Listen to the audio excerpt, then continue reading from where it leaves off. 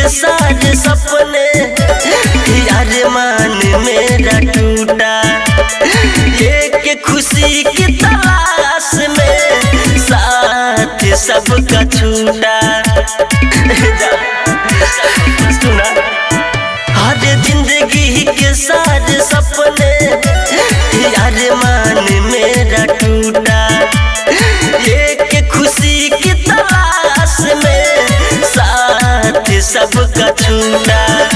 मोहब्बत के फूल अरती पागला के चढ़ा जा। बेवफा हो देखे आजा उठा तमुर जनाजा।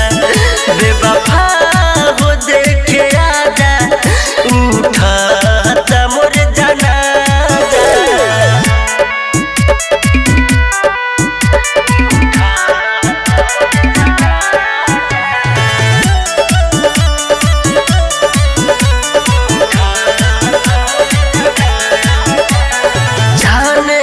तेरे प्यार में शमशान हुआ घर मेरा।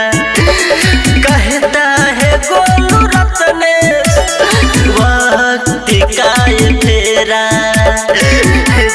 सुना का कहलू हो जाने मन तेरे प्यार में शमशान हुआ घर मेरा। कहता है गोलू जवान वक्त का ये फेरा। मिला धीरज दीवाना को मौत का सजा।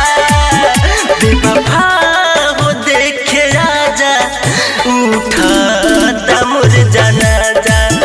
बेवफा हो देखे आजा उठा तमुर जनाजा।